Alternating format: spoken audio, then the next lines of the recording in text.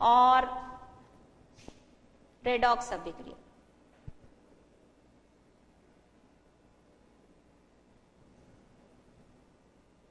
चले आगे, मुझे लगता है आप लोगों ने नोट कर लिया होगा, थोड़ा तो आप साथ के साथ भी नोट करते होंगे।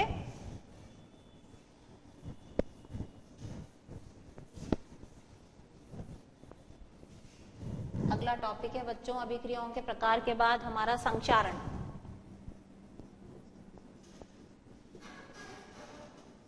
संक्षारण क्या है बच्चों? हम क्या देखते हैं कि यदि लोहे का कोई भी उपकरण है, आपकी चेयर है, टेबल है, कील है, उसको यदि हम हवा की उपस्थिति में और उसको थोड़ी सी नमी और मिल जाए साथ में, तो हम क्या देखते हैं कि उस पर एक भूरे रंग की परत चढ़ जाती है, जिसे हम क्या कहते हैं?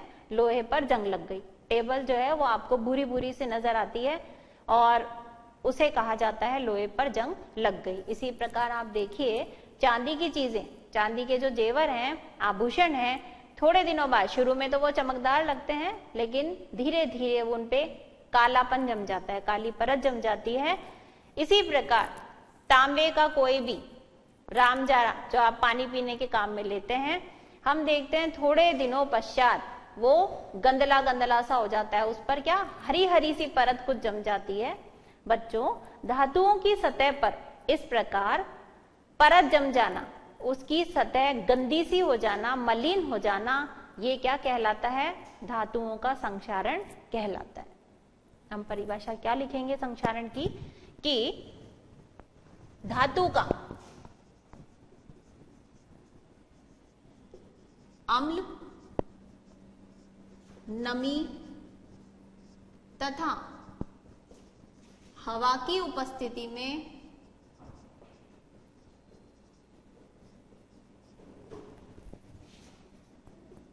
आने पर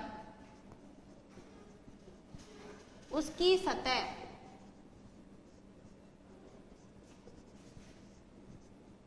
मलिन हो जाना, गंदी हो जाना,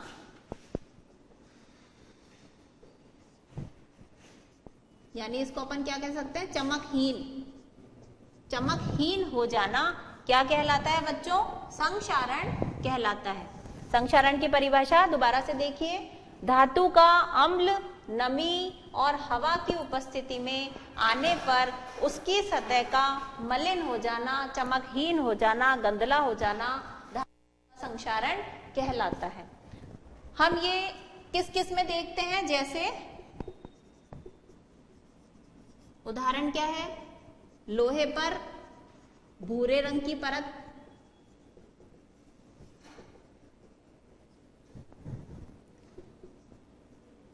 चांदी पर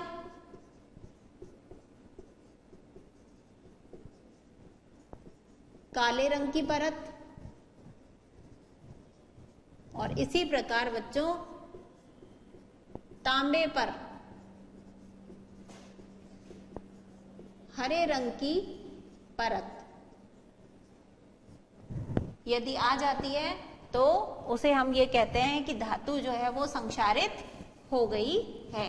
अब ये संक्षारण कोई अच्छी बात नहीं है बच्चों, क्योंकि ये क्या करती है? धातु की सतह को कमजोर बनाती है। ये बहुत बड़ी समस्या है हमारी सरकार के सामने कि जो पुल हैं लोहे के बनते हैं, जो आपकी पटरियां हैं जिस पर से रेल गुजरती है वो लोहे की बनती है, और इनको जब इन पर हर साल सरकार को कई हजारों करोड़ों रुपए खर्च करने पड़ते हैं इनकी मरम्मत करने के लिए, पुराना लोहा जिस पर जंग लग गई उसे हटाना पड़ता है और दूसरा नया लोहा उसकी जगह लगाना पड़ता है। इससे बचा कैसे जाए? संक्षारण से बचने के लिए बच्चों हम क्या कर सकते हैं? संक्षारण से बचाव क्या करें? धातु की सतह पर अपन कैसे कर सकते हैं?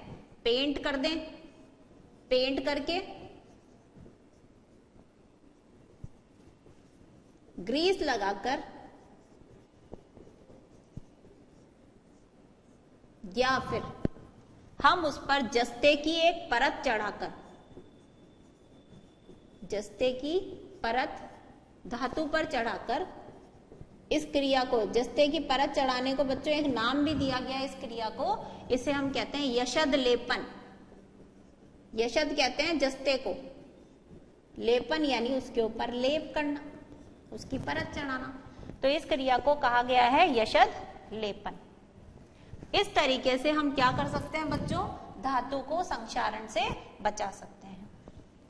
एक लास्ट टॉपिक, विकृत गंधिता।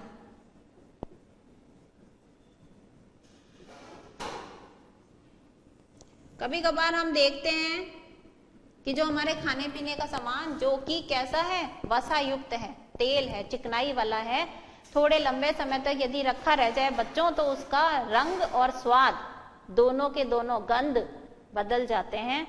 इसे हम क्या कहते हैं कि वो जो पदार्थ है वो खराब हो गया, उसे हम क्या कहते हैं, विकृत गंधिता कहते हैं। परिभाषा क्या करेंगे हम, वसा या तेल युक्त खाद्य पदार्थ का लंबे समय तक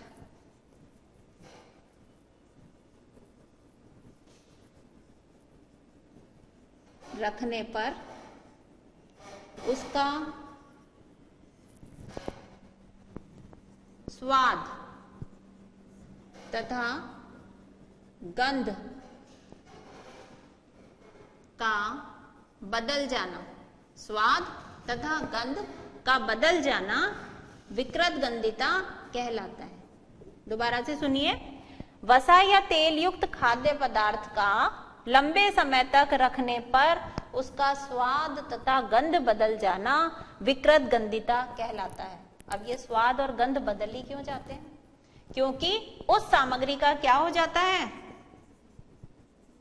खाद्य सामग्री का बच्चों क्या हो गया, उपचयन हो जाता है, ऑक्सीजन उसके साथ मिल जाती है। अब इससे बचा कैसे जाए, विकृत गंधिता को कैसे रोका जाए, तो उसके लिए बच्चों हम क्या कर सकते हैं, दो तरीके हो सकते हैं खाद्य सामग्री को खराब होने से बचाने के। नंबर 1, उसे हम वायुरोधी, जिसको अंग्रेजी में एयर टाइट बोलते हैं, वायुरोधी बर्तनों में खाद्य पदार्थ रखा जाए,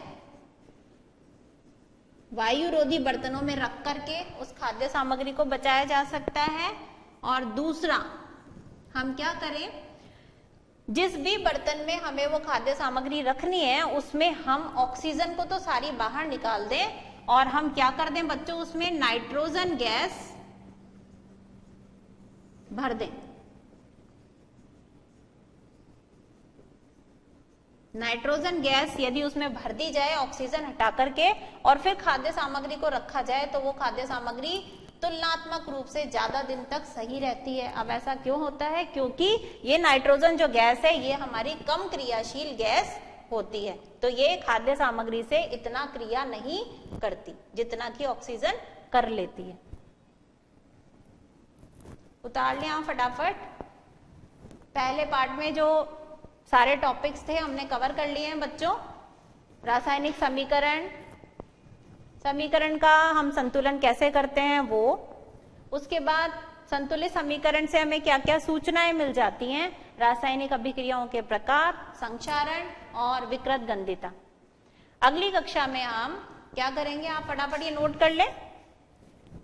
अगली कक्षा में बच्चों हम पहले भी जैसे अपने टॉपिक पर, आज वो रह गए, समय पूरा होने वाला है क्योंकि आज जो हमने टॉपिक पढ़ा है उससे संबंधित हम बोर्ड में पिछले 3-4 सालों में बोर्ड में किस प्रकार के प्रश्न आए इनकी चर्चा करेंगे और साथ ही साथ फिर हम अपना एक नया अध्याय चालू करेंगे।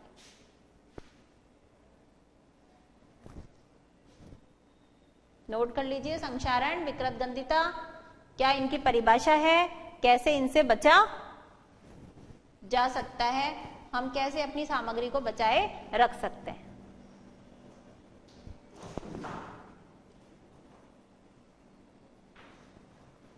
अगली क्लास में आप ये सब चीजें पढ़कर आएंगे ताकि जब हम बोर्ड के प्रश्न लेंगे तो आपको और अच्छे से समझ में आ जाएगा। फटाफट चर्चा अपनी जारी रहेगी अगली क्लास में। तब तक के लिए बच्चों